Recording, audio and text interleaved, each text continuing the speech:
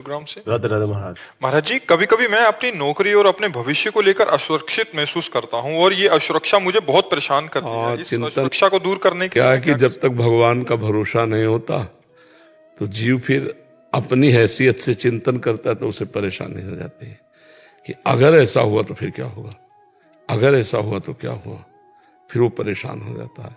तो हमें लगता है कि भगवान का भरोसा कर लो कि अगर ऐसा हुआ तो भगवान कोई नया रास्ता निकाल देंगे।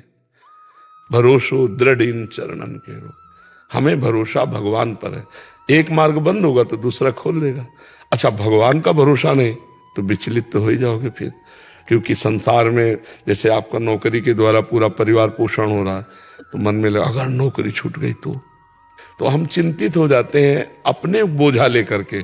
और यदि हम भगवान को ही बोझा दे दें कि आज जो मुझे नौकरी से ऐसे दिला रहा है कल वो हमारी कहीं और व्यवस्था कर देगा, तो आज निश्चिंत हो जाओगे आप। भगवान के भरोसे हो जाओ, वो निश्चिंत कर देते हैं। भगवान का भरोसा अगर नहीं है तो निश्चिंतता नहीं आनी। देखो, हम एक प्रसंग सुनाते हैं। भीष्म पितामह जिस समय सेनापति बने, दुर्योधन के कौरव पक्ष के सेनापति, तो रोज 10,000 महारथी मारते थे। 10,000 महारथी भीष्म जी, महान धनुर्धर, लेकिन एक भी पांडव को खरोच नहीं आती थी। तो दुर्योधन जल जाता जब शाम के युद्ध का निर्णय सुने, बोले एक भी पांडव नहीं मारा गया। भीष्म जैसे सेनापति एक भी पांडव नहीं मारा गया। तो उनके शिविर में जाकर के रोज इस बात के लिए झगड़ा करता। तो भीष्म जी भाव में आए तो 5 बाण निकाल के रख दिए और कहा कल मैं यदि जीवित रहा तो 5 पांडवों का वध निश्चित समझो। उनको पता था कि मैं जीवित ही क्यों रहूंगा, जिनके रक्षा में भगवान है तो मैं समर्थ नहीं रह पाऊंगा कि पांडवों को मार दूं।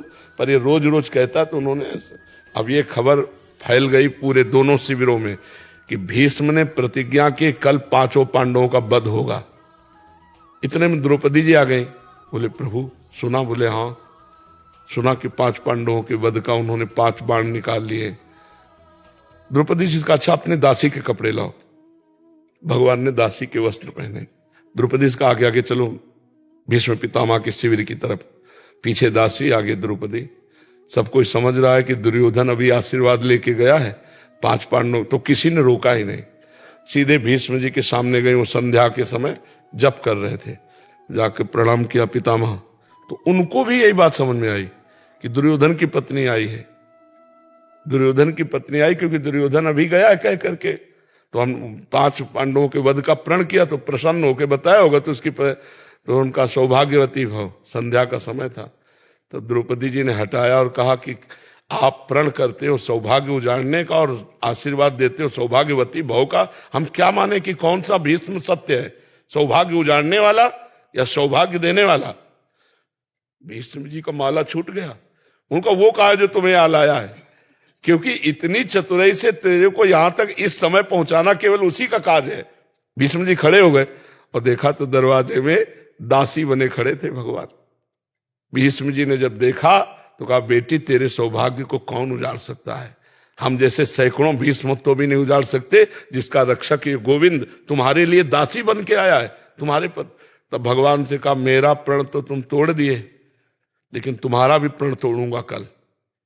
तुमने कहा युद्ध में मैं अस्त्र ग्रहण नहीं करूंगा और कल मैं गंगा का पुत्र नहीं कहूंगा अगर तुमसे अस्त्र न ग्रहण करा। तो भगवान ने कहा ये तो बात हो जाएगी, अपनो परण विसार भगत को पूर्व परण निभाऊं।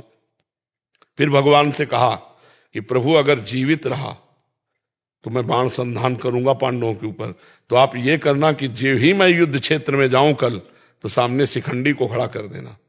शिखंडी आज भी मेरी दृष्टि में अंबा है और मैं स्त्री पर कभी बाण नहीं चलाता। इतने में अर्जुन से कह देना मुझे बाणों की सैया पे सुला दे। अब भगवान लौट करके आए तो देखा पांडव चैन से सो रहे हैं। तो पांडवों को जगाया। उनको भीष्म प्रतिज्ञा की है 5 पांडवों को मारने की। बोले हाँ पता है। बोले तुम चैन से सो क्यों रहे हो? बोले जिसके तुम रक्षक हो तो चैन से हम सोए, आप खुद व्यवस्था करो। तो समझ रहे हो ना, अगर भगवान का भरोसा है तो चैन से सोओगे, वो व्यवस्था खुद कर देंगे। और भगवान का भरोसा नहीं तो अपनी परेशानी अपनी जिम्मेवारी लेने पर हम परेशान हो जाएं, क्योंकि हम मनुष्य हैं। हमारी क्षमता ईश्वरीय शक्ति के आगे नहीं है। अगर ईश्वर का तो ईश्वरीय शक्ति के आगे किसी का ऐसा नहीं कि कार्य बिगड़ जाए, सदैव बनते ही पाया गया है।